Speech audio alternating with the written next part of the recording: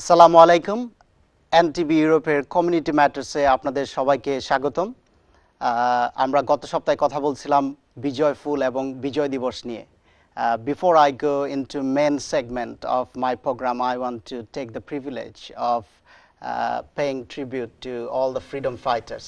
কারণ 16ই ডিসেম্বর গতকাল ছিল আমাদের বিজয় দিবস। সো এনটিভির পক্ষ থেকে, আমার পক্ষ থেকে, সবার পক্ষ থেকে সবাইকে আবারও বিজয় দিবসের শুভেচ্ছা। না, আমরা সবসময় চেষ্টা করি কমিউনিটির বিভিন্ন ইম্পর্টেন্ট টপিক নিয়ে কথা বলতে। আজকেও তার ব্যতিক্রম হবে না। আমরা আজকে অত্যন্ত ইম্পর্টেন্ট একটা টপিকে কথা বলবো। You see many political commentators, they think we live in a post-racial age. But যখন দুইজন black young পার্সনের মাঝে একজন unemployed, we cannot really say that we living in post-racial age. তো আজকে আমরা কথা বলবো racism in 21st century Britain and its impact on ethnic minority.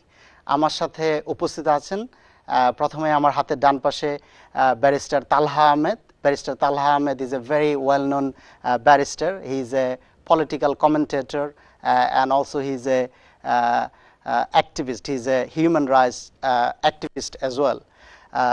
ধন্যবাদ ব্যারিস্টার তালহা আমাদের সাথে আজকে উপস্থিত হওয়ার জন্য।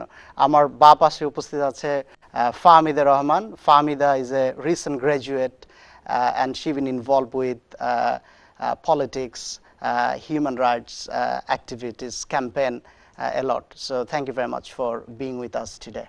Thank you. Without any further delay, I want to know from Barrister Talha, if from his experience, if he can tell us what it means to him when we say racism in 21st century Britain, when so many politicians, so many social commentators, they think that we live in post-racial age, but দুইজন young black পার্সনের মাঝে একজন যদি unemployed থাকে, of course we made progress in last decade. We have seen more young people from ethnic minority, they are going to university. But if you want to translate that number into workforce or labor force, that number is not representing the actual figure. So from your experience, what does it mean to you? Yeah, I think one of the best way to look at it is to look at some recent headlines. All of us were extremely joyous when we saw Nadia Hussain, one of ours, winning the Great British Bake Off. And yesterday she said a man refused to sit next to her because she's a bloody Muslim. She's a celebrity now. This is not something pre-Bake Off. Everyone knows her. Everyone knows her, and this is what she went through. Yesterday, I think on Evening Standard, there was a story about a woman who was dragged down on the floor, and she was down for about a good 20 minutes or so. And last week, you heard about Forest Hill. I think it's a Bengali couple who were targeted at, and the chap was stabbed because he's Muslim. So this is a very violent one. So even in terms of violence, I think we can clearly see that the problem hasn't gone away, and I doubt if it ever went away. At a more subtle level, if you look at Bengalis, for example, they are among the ethnic minorities. After blacks, Bengalis are likely to be more unemployed. They would face significant hurdles. So to give you some examples, for example, I am involved with an organization called Muslim Council of Britain, and we looked at a... You are also a spokesperson for... I am one of the spokesperson, that's right. I'm treasurer at the moment. But one of the things we did is called Muslims in Numbers. So what we did is we analyzed the 2011 census data for Muslims and see where we stand in terms of economic reality, education, and so on. And what we realized is that a Muslim woman is 7 times more likely to remain unemployed as opposed to a white ordinary women, even if they have comparable, similar educational qualification. So if you are ethnic minority, clearly there is a disadvantage you face simply because of your color. But on top of that, the other issues we face is that a lot of the high jobs in the city, in my profession, law, nobody will tell you this, but the reality is, unless you come up with what often people call social capital, i.e. a lot of contacts and network, you will struggle to break the glass ceiling. Some people do make it, but their numbers are very few. Because of your ethnicity? Yeah, simply because, so one issue is your color. You instantly stand at a disadvantage. But even when you go over that, often you will struggle because you don't have the contact. So the reality is that evidence, anecdotal evidence, recent media reports, government studies, for example, there's a review out called Casey Review, which looked at integration and so on. There's the Guardian Social Survey 2014. There are a huge body of evidence in recent years which show that our society hasn't moved a huge lot in terms of racism. But what has happened is that now the racism often manifests itself in the form of Islamophobia and other means. So the bigots and those who can't stand others simply found a new way of expressing themselves. But racism is still there. Yeah, but having said that, I think it would be unfair if I don't recognize the significant progresses that we have made. So if you speak to anybody who attended schools in the 80s and 90s in this part of the world, they will tell you when they left home, they used to go in groups, and their primary focus wasn't to do well in school. Their primary focus was that they need to remain vigilant in groups so that they come back safe, because there was so much racism, physical, violent racism against them. So we've moved away. Yeah, to protect themselves, they used to be in a group. Yeah, absolutely. So we've made significant progress, but a long way to go still. But don't you think it starts from the very beginning? Don't you think this institutional racism that has taken into a different shape in 21st century Britain, it starts from the very beginning, from school, from college, from university? Because Russell Group University, there is I'll tell you that Muslims, relatively, I'm using Muslims because that's the data I'm most familiar with. However, one in every 3 BME population is a Muslim. So whatever is true for Muslim is likely to be true, for the black and ethnic minority. So taking the Muslim data, what it shows is that Muslim young people are more likely to be at university compared to the overall population. However, they are more likely to be in old polytechs or non-Russell Group universities as opposed to being at the Russell Group universities.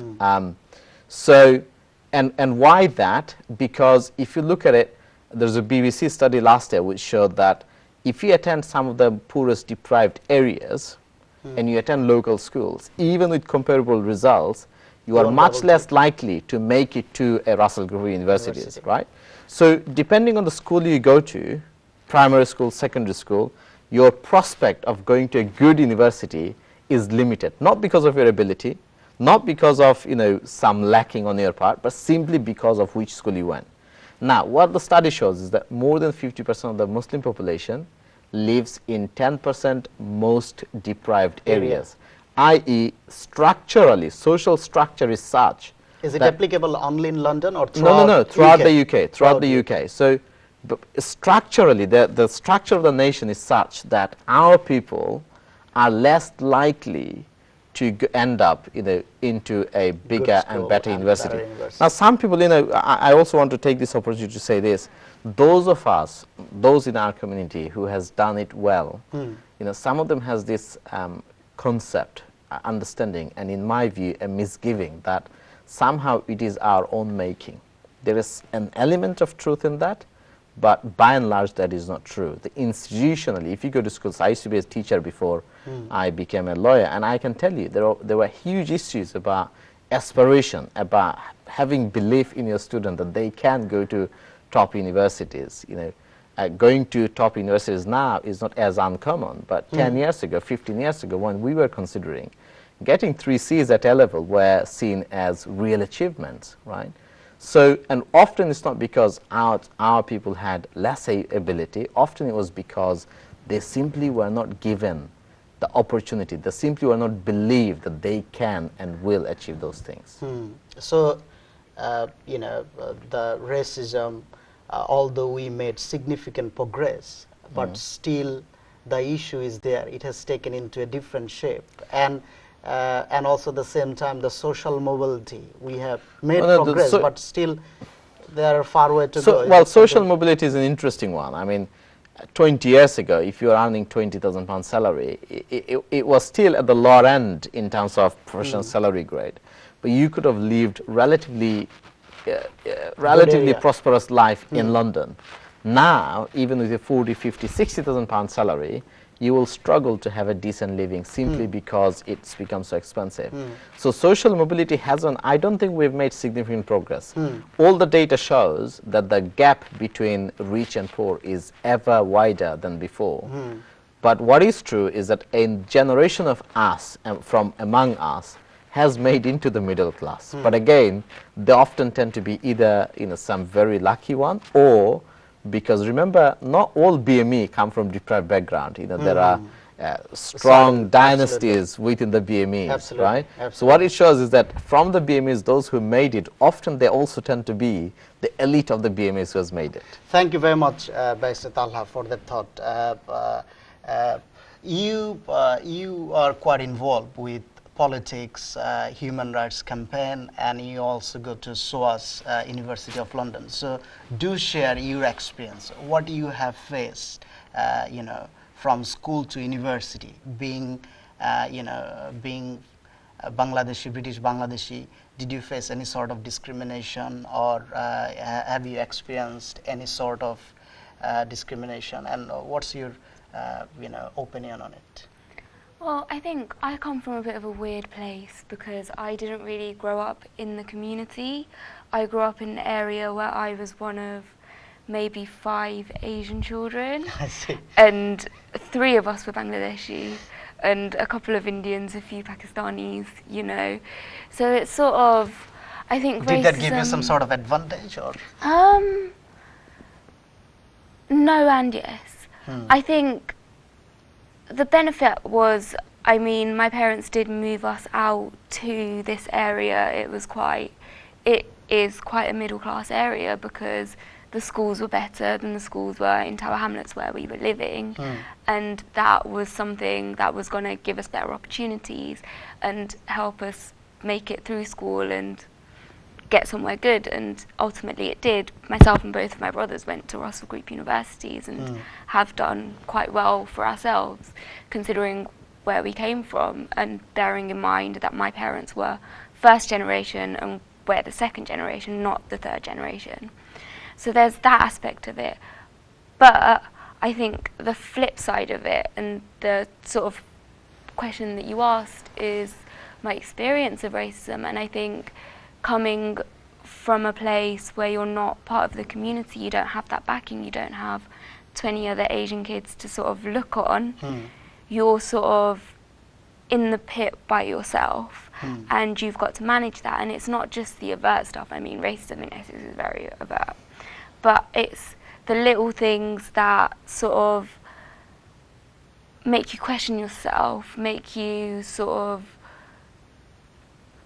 rebel against your identity or not really understand your identity. And I think a lot of people, when you go to university, you meet a lot of people that have had similar experiences to you, sort of people that are from BME backgrounds, that have sort of grown up in middle class areas, who have a similar story, and you sort of come and you talk and you realise that this is a common experience, that sort of racism that you kind of, because you're one and by yourself, you sort of tend to internalize that racism, and sort of it manifests in quite a negative feeling towards your own community and a desire to sort of distance yourself from your own community.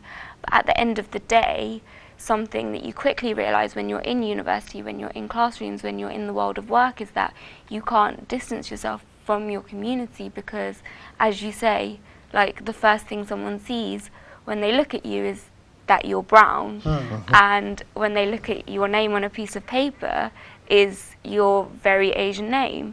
And so you can't take away from that, but also you can't take away from the fact that your upbringing is sort of Bangladeshi, and the things that you know, and like the way your mannerisms are heavily influenced by that. And I think when you go sort of into university, into the workplace, into these places, it's subtle, but it does come out and people notice it.